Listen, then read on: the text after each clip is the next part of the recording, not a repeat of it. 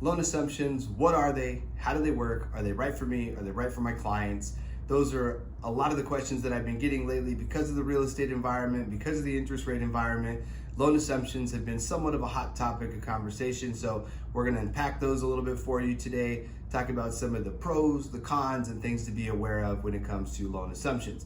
Now, there are several loans that may be assumable. This video is going to focus more on VA loan assumptions because that's the subject that I get the most questions on, so that's what we're going to address in this video. If there's other loans that you believe are assumable that you have questions on, feel free to reach out to me. I can walk you through those as well. But this video is going to be about VA loans and what it's going to take to assume those loans and how that's going to work. So first things first, what is a loan assumption? It is exactly what it sounds like. I am assuming the terms of the loan that are currently in place. Let's just say it's a purchase situation, the seller has a loan. I am going to assume that loan at the face value of what the dollar amount is and the terms and obligations of that mortgage, which can be beneficial depending on when that seller got that loan. There could be some better terms attached to it than may be available on the market today. So what do I need to be aware of? Well, just because you're assuming the loan doesn't bypass the qualifying process and being able to demonstrate that you have the ability to repay that loan. So the first thing that's going to happen when you go to do a loan assumption is they're going to make sure that you credit and income qualify just like you would based on the VA's guidelines if you were going to go get a new loan. So you got to make sure that you have the ability to repay on paper.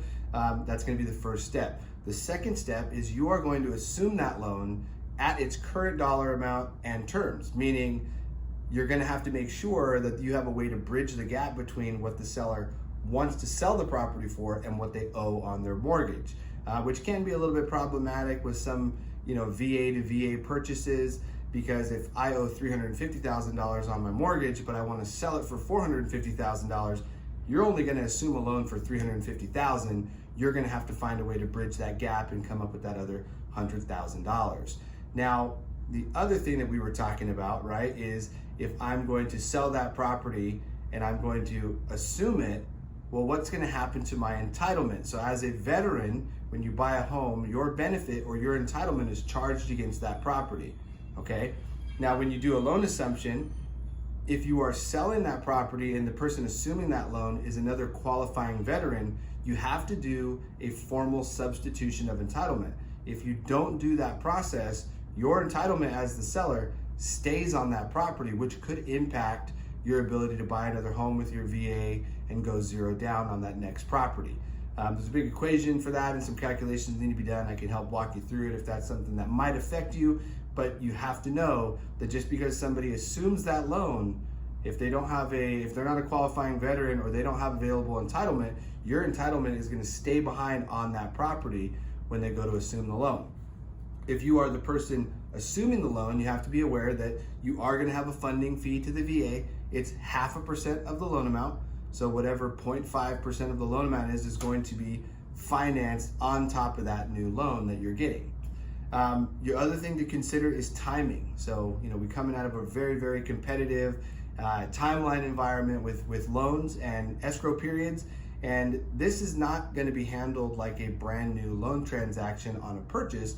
This is going to be handled more as a customer service measure because the lender, let's just say the person that holds the current mortgage is XYZ Mortgage, they have an obligation, a contractual obligation to let somebody assume that loan if that is the case, but it's not done in the same process as a regular purchase mortgage. It's done more on the customer service side. So those timelines are going to vary, and depending on the capacity with that bank and how quickly they get to it, it can take significantly longer than the current regular escrow periods when you go to buy a house if you're getting a brand new loan to start. So something to consider there as well, and having that conversation when it's as related to timing and making sure it's all going to work out. Because if somebody wants to sell their house in 14 or 21 days and you plan on doing an assumption to get that done, it's probably not going to work out within that timeline. So just something to be aware of.